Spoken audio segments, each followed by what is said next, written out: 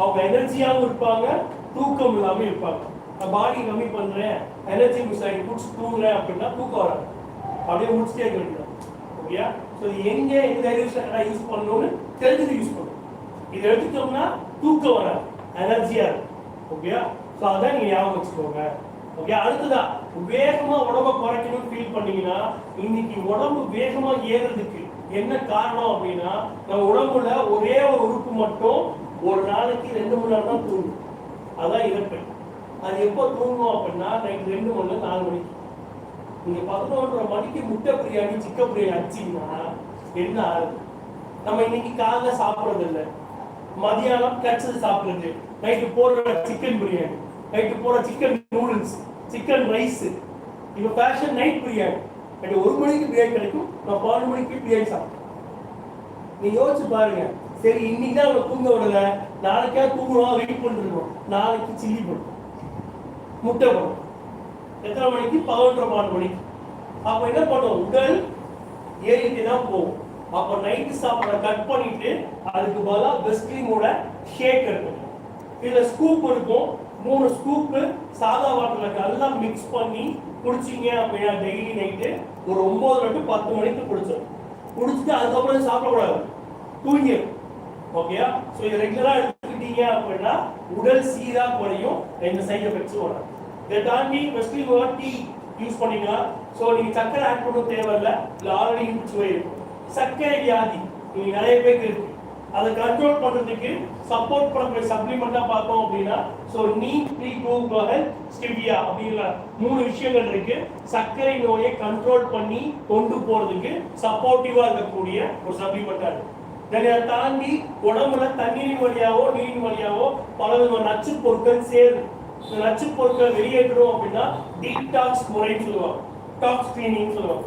So அது support பண்ணக்கூடியது fibre, உடலில் இருக்கக்கூடிய கழிவுகளை வெளியேற்றும். தென் குர்குமின் பிளஸ், குர்குமின்னா பெருசாக யோசிக்காதீங்க, மஞ்சள்.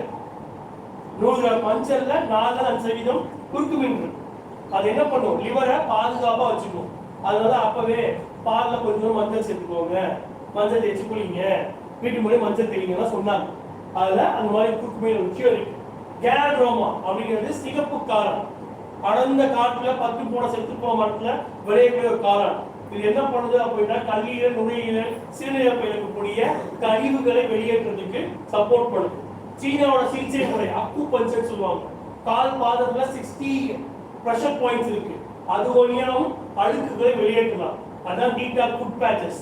40 வயசு மேல போயிடுச்சு அப்படின்னா கண் பார்வை மங்கலாது, கண்ணில் எரிச்சல் அமைச்சது வருது அப்படின்னா அதை சப்போர்ட் பண்ணக்கூடிய ஐ சப்போர்ட் அப்படிங்கிற சப்ளிமெண்ட் இன்னைக்கு அவைலபிளா இருக்கு. இன்னைக்கு பெண்களுக்கான பிரத்யேகமான உமன் ஹெல்த் கேர் ப்ராடக்ட். இன்னைக்கு பெண்கள் சாதாரணமா ஒரு காமன் ரெஸ்ட் ரூம் யூஸ் பண்ண மாட்டாங்க, முடிஞ்ச அளவுக்கு வீட்டுக்கு போயிட்டு இருப்பாங்க. ஏன் அப்படின்னா அவங்களுக்கு யூரினரி இன்ஃபெக்ஷன் ஏற்படும்.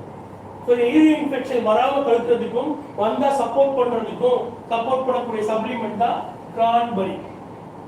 தென் ஃபோலிக் அண்ட் அயன் பிளஸ். யாரெல்லாம் கேள்விப்பட்டிருக்கீங்க?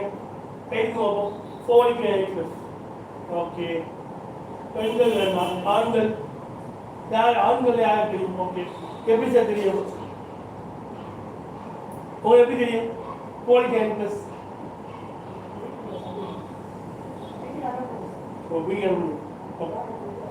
சிம்பிளா சொல்லணும் அப்படின்னா, ஒரு கணவன் ஒரு மனைவியை நல்லா பார்த்துக்காதுங்கிறதுல இதை தெரிஞ்சுக்கணும்.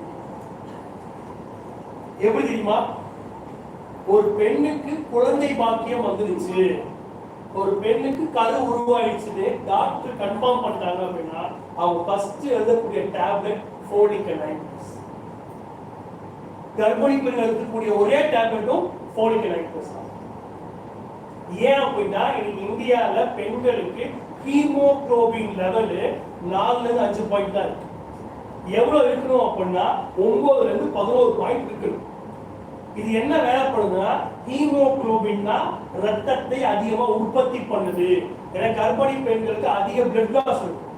அந்த பிளட் லாஸை காம்பன்சேட் பண்ணணும் அப்படின்னா ரத்தம் உடம்புல அதிகமா இருக்கும். அதனாலதான் நீங்க 8 மாசம் 7 மாசத்துல சிவப்பு பாட்டில் ஏற்றுவாங்க, கூட பார்த்தீங்கன்னா தெரிஞ்சிருக்கும். ஓகேயா? ஸோ அப்போ அந்த ஃபோலிக் அண்ட் அயன் பிளஸ் அங்கே ஆரம்பிச்சு இன்னைக்கு பெண்களுக்கு வாழ்நாள் முழுக்க எடுத்துக்கணும்.